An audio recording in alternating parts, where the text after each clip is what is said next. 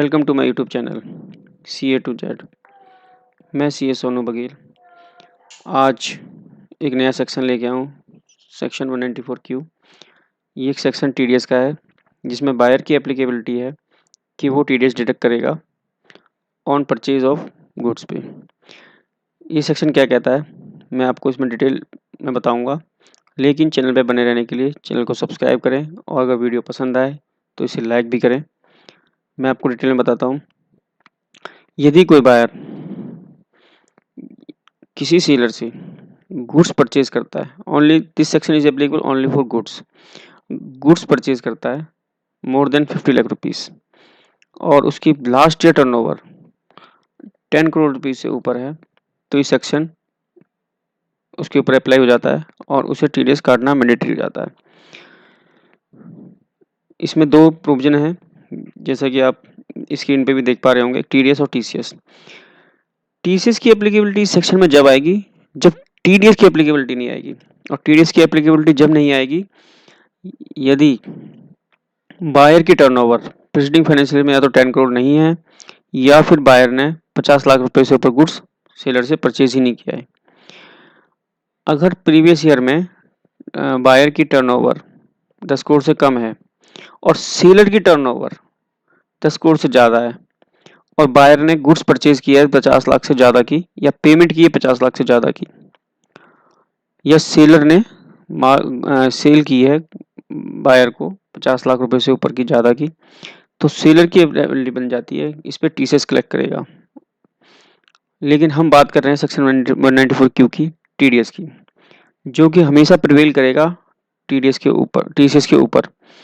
अगर टीडीएस और टीसीएस दोनों की लायबिलिटी एक साथ बन रही है, मतलब सेलर भी इस प्रोविजन में फॉल कर रहा है और बायर भी फॉल कर रहा है, तो बायर की रिस्पॉन्सिबिलिटी प्रायर है कि वो टीडीएस डिडक्ट करेगा सेलर का। इसमें सेलर ये भी चेक करेगा कि अगर वो पॉसिबल है कि वो गुड्स की वैल्यू और जीएसटी की वैल्यू बाइफर्केट कर सकता है, तो वो ओनली गुड्स की वैल्यू पर टीडीएस काटे। यदि बायर एडवांस पेमेंट करता है गुड्स परचेज करने के लिए, जिसमें वो ये नहीं पता लग पाएगा कि इसमें जीएसटी कितना है और गुड्स की वैल्यू कितनी है, तो इस केस में बायर की लायबिलिटी है कि वो इस पूरी वैल्यू पे टीडीएस कलेक्ट करेगा, जो टीडीएस डिडक्ट करेगा 0.1%। टीडीएस और टीसीएस दोनों की सेम लायबिलिटी है 0.1%। इसके बाद ये बनेगी कब एप्लीकेबिलिटी? ये एप्लीकेबिलिटी बनेगी अगर गुड्स परचेज किए जाते हैं more than 50 lakh rupees. Suppose कीजिए आपने गुड्स आप सेलर से गुड्स परचेज कर रहे हैं और कंटिन्यू बेसिस पे करते हैं। मान लीजिए आपने अप्रैल में 10 लाख के किए, मई में 15 लाख के किए, जून में 5 लाख के किए, फिर जुलाई में आप आके आपने 20 लाख के कर लिए, तो टोटल जो गुड्स आपने परचेज किए जुलाई तक वो 60 लाख के परचेज कर लिए। अब आपकी लायबिलिटी बनती है कि आप जो टीडीएस डिडक्ट करेंगे वो बैलेंस 10 लाख रुपए के ऊपर करेंगे। 50 लाख से जो भी ऊपर की वैल्यू जाएगी आपको इसमें उसी अमाउंट पर टीडीएस डिडक्ट करना है। इसके अलावा ये जो लिमिट है 50 लाख 10 करोड़ की, ये हम हर साल चेक करेंगे कि लास्ट ईयर में हमारी क्या एप्लीकेबिलिटी थी, उसी बेस पे हम इसमें काम करेंगे। इसके साथ साथ कौन से पर्सन हैं जिनको जरूरत नहीं है टीडीएस काटने की, हालांकि उनको लिमिट के अंदर फॉल करते हैं, लेकिन फिर भी उनको टीडीएस काटने की नीड नहीं है, तो मैं कुछ ऐसे पर्सन्स के बारे में बताऊंगा। कोई नया बिजनेस इनकॉर्पोरेट हुआ है, ये तो कंफर्म है कि नया बिजनेस अगर डिसाइडेड ओपन हुआ होगा तो उसकी लास्ट ईयर टर्नओवर तो नहीं होगी, तो उसके ऊपर तो एप्लीकेबिलिटी नहीं आती कि अगर वो 50 लाख से ऊपर का माल परचेज कर रहा है तो भी वो टीडीएस नहीं डिडक्ट करेगा।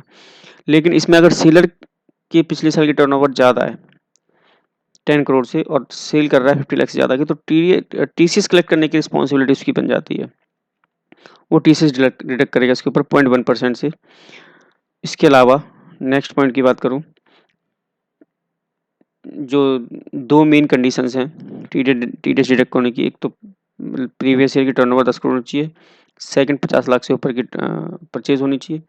अगर पिछले साल की टर्नओवर 10 करोड़ से कम है तो टीडीएस डिडक्ट नहीं होगा। तीसरा केस डिस्कस कर लेते हैं, जो कुछ थोड़ा नया हो सकता है कि यदि if you buy goods from a non resident person, तो आप टीडीएस नहीं डिडक्ट करेंगे।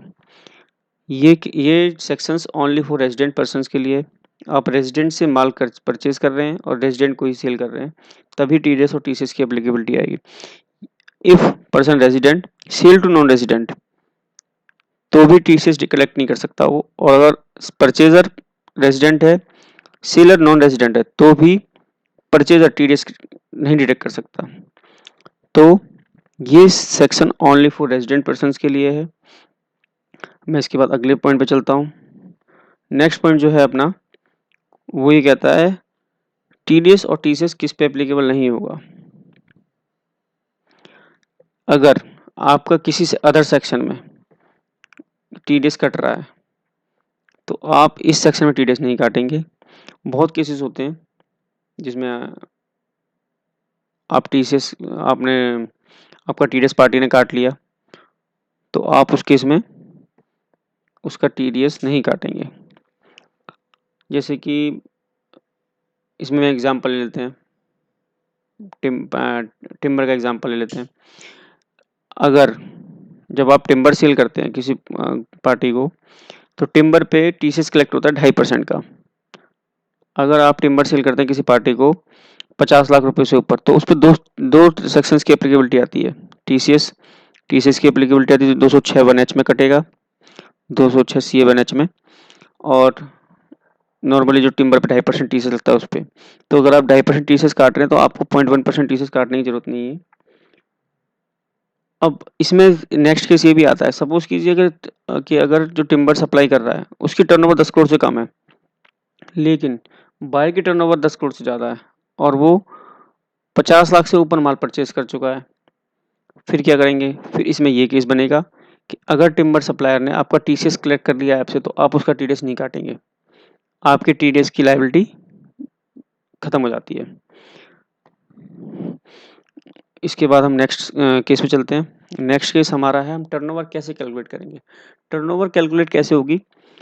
जो भी सप्लायर होगा टीसीएस के केस में, टर्नओवर टीसीएस के केस में कैसे कैलकुलेट होगी या टीडीएस के केस में कैसे कैलकुलेट होगी, बताता हूँ।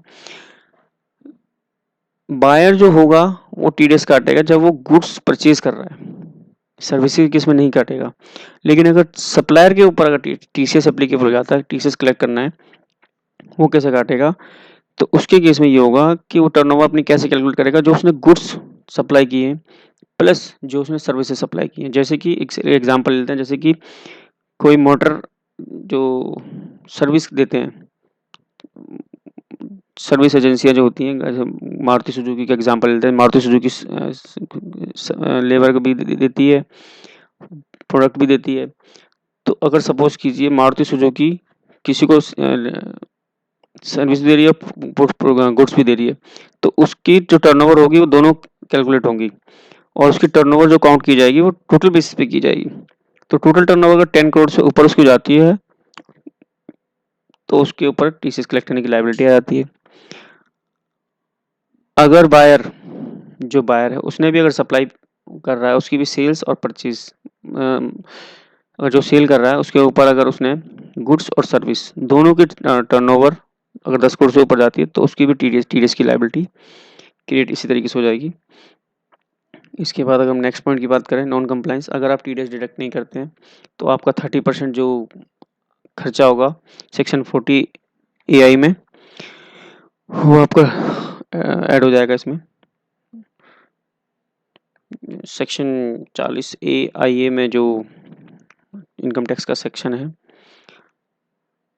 वो ये कहता है कि अगर आप की लायबिलिटी है टीडीएस डिडक्ट करने की और आप टीडीएस डिडक्ट करने में फेल हो जाते हैं, या आप गवर्नमेंट डिडक्ट करके आपने गवर्नमेंट को पे करने में फेल हो जाते हैं, दोनों ही केस में आपकी जो खर्चा आपने जितनी पेमेंट आपने की है, जो भी आपने गुड्स परचेज किया है, उसका 30% जो कॉस्ट होगी वो आपकी वापस एड बैक हो जाएगी आपकी इनकम के अंदर।